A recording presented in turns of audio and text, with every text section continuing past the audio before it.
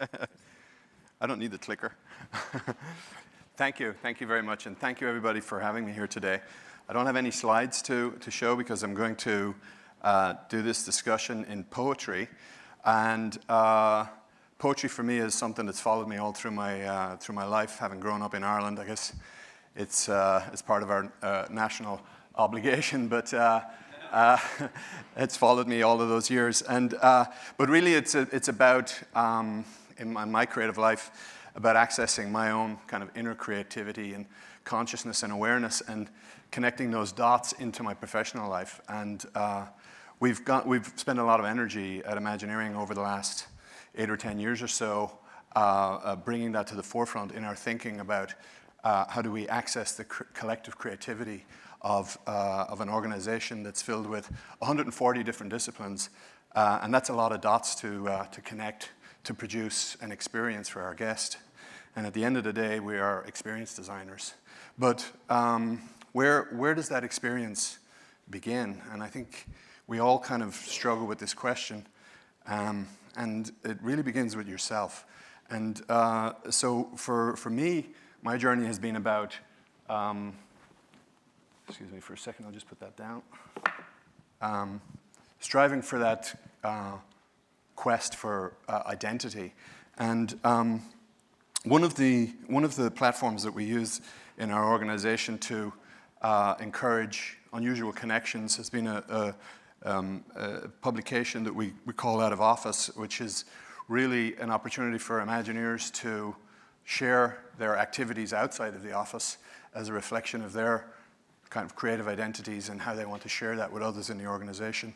And it was really an opportunity to kind of see other facets of the amazing talent that's in our organization and have that express itself into the organization. And I'm going to read one of my contributions from that, which is called Identity.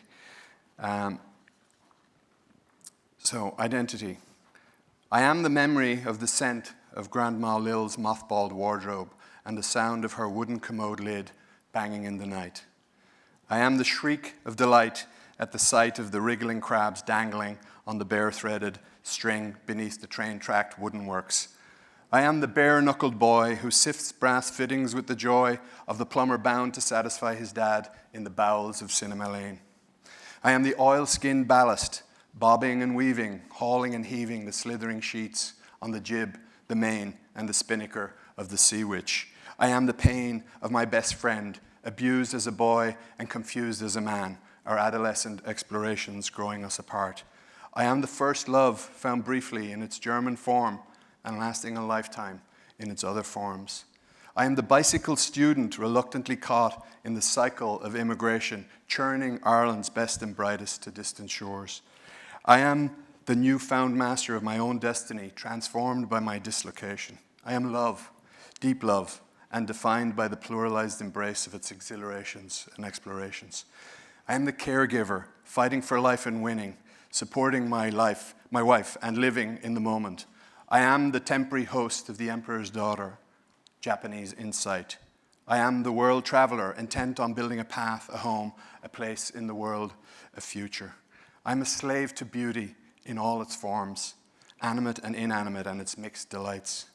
I am the people I have met and the memory of their energy, and I'm charged and recharged by their encounters and friendships. I am the stones of the Cevennes, the granite, schist, and the shepherd's vault and cellar. I am a bird in flight, trailing and leading, soaring and seeking a new path, a new identity. Thank you. So,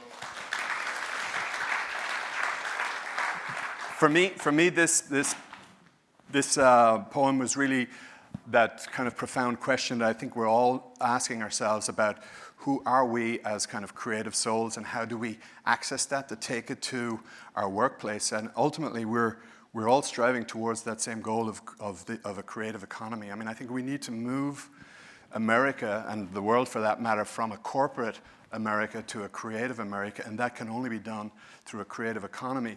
And that is exactly, I think, where these intersections are leading us. And I think in order for each of us to kind of get there, we have to know ourselves, who we are as companies, small or large, and as individuals. and that has been part of the journey that has helped me in that quest, which I throw to the floor, of who I am. But following on the second year, and I'll share this one with you as a follow-on, more importantly, I asked myself, where did I want to go in the future, and what would my new identity be? And this is the second issue of our internal journal. This one I chose to call a new identity, a time capsule, to set sort of an objective of where we all want to go. And I think as creators, we need to project that and set our intentions to determine a path where we can go. This one I've entitled New Identity, a Time Capsule. This is more about who I want to be. So I will be a man who moves towards that which fills his being with happiness, who releases happiness in others, who strives to make a difference in the world, who hurts no one but is true to himself, who defines his existence through the time-travel stories he will tell, who leads to take action and not deal only in words, and who will lead a life of love, who is aware of the world in all its beauty, and who will look out and engage the richness of our diverse world, who will cherish people and their pasts, embrace their present, and help create their future, who will travel through time guided by this time capsule. Thank you.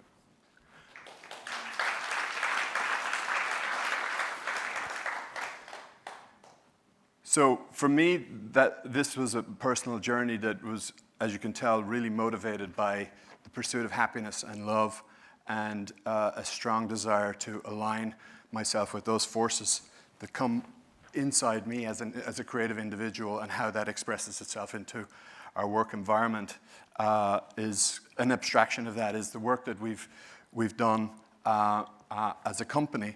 And very similar to this kind of setting, we've strived to create gatherings bringing unusual connections, predominantly from within the company, because our company is a very large company, and so we can work from different sections within the company to bring the groups together and discuss kind of consciousness and awareness and how we can bring that into our products. But I think an even bigger opportunity arises from what we're doing here, where we reach outside of the boundaries or the edges, as the previous speaker talked about, and look to bringing other disciplines into our midst to create new and innovative product. And finally, the outcome of knowing who I am in this quest for kind of consciousness and creativity, and who I want to be, has resulted in a state which I've called true freedom. When was the last time that you were brutally honest? That only the naked truth merged you and your identity?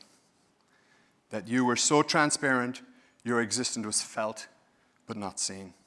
That the hard work in getting there was the sole purpose for your existence, and that realizing it was a state of grace?